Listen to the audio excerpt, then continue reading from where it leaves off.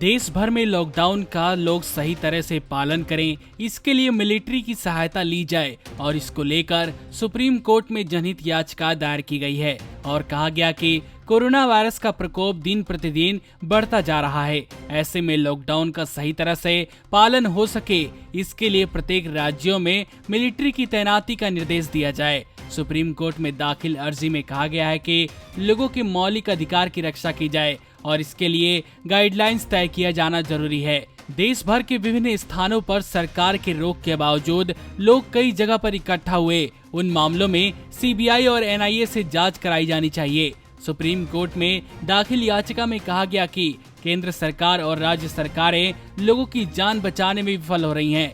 याचिका में कहा गया कि कोरोना वायरस महामारी तेजी से फैल रहा है, बावजूद इसके बड़ी संख्या में लोग एक जगह इकट्ठा हो रहे हैं। राज्य सरकार ने उन्हें रोकने के लिए कोई कदम नहीं उठाया। निजामुद्दीन इलाके में मरकज में हजारों लोग इकट्ठा होने और बड़ी संख्या में मजदूरों के इकट्ठा होने को देखते हुए यह याचिका सुप्रीम कोर्ट में दाखिल की गई है। याचिका में कहा गया कि मुंबई, गुजरात और तेलंगाना में लोग लॉकडाउन के बावजूद एकत्र हुए हैं। इस तरह के लोगों द्वारा लॉकडाउन के दौरान एक साथ एकत्र होने से देश भर में कोरोना की संख्या में तेजी से इजाफा हो रहा है। इन राज्यों में कोरोना की संख्या सबसे ज्यादा है और केस तेजी से डबल हो रहे हैं। याचिका में यह भी कहा गया कि कुछ असामाजिक तत्वों द्वारा जानबूझकर लॉकडाउन तोड़ा जा रहा है।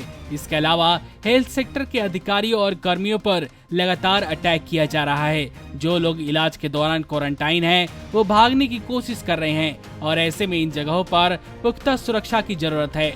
ऐसे में उचित संख्या में आर्म्ड फोर्स की तैनाती जरूरी है। हॉटस्पॉट में हॉस्पिटल स्टाफ, सोशल वर्करों और पुलिस पर अटैक का खतरा है। ऐसे में मिलिट्री की तैनाती जरूरी है। लॉकडाउन के दौरान उग्रता की गई है। इन मामलों की एनआईए या फिर सीबीआई से जांच कराई जानी चाहिए। कई लोगों ने इस दौरान जो हरकत की है वह देश के खिलाफ युद्ध छेड़ने जैसा अपराध है। ऐसे में सिर्फ एफआईआर दर्ज करना काफी नहीं है, बल्कि कुछ कड़े कदम उठाने की जरूरत है। यह सभी मांग याचिका द्वारा सुप्रीम कोर्ट से करी गई है। नमस्कार। नेशनल दस्तक अपनी आर्थिक जरूरतों के लिए हमेशा से YouTube एड्स पर निर्भर रहा है। हमारी काफी वीडियोस को YouTube की तरफ से डीमोनेटाइज कर दिया जाता है, जिसके चलते हमें एड्स नहीं मिल पाती। इसकी वजह से हमें आर्थिक समस्याओं का सामना करना पड़ रहा है। हमें आपके साथ की सबसे ज्यादा जरूरत अब है। पैट्रियन एक ऐसा प्लेटफॉर्म है जिस पर हम और आप बिना रुकावट जुड़ सकते हैं।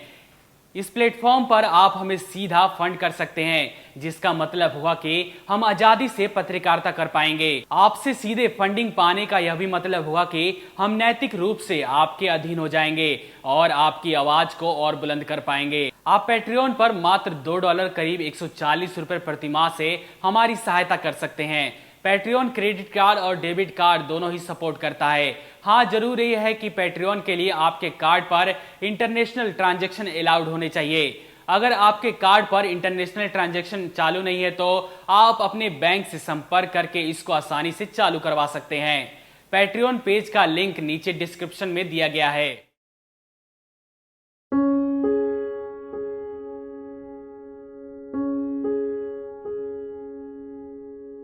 नेशनल दस्तक को देखने वालों से अपील है कि वह नेशनल दस्तक के सपोर्टर फॉर्म को भरें ताकि हम सीधे आपसे जुड़ सके। नेशनल दस्तक की आपसे गुजारिश है कि अगर इसको बचाना चाहते हैं तो नेशनल दस्तक को सब्सक्राइब करने के लिए रेड कलर के सब्सक्राइब बटन को दबाएं, फिर बेल आइकन की घंटी दबाएं।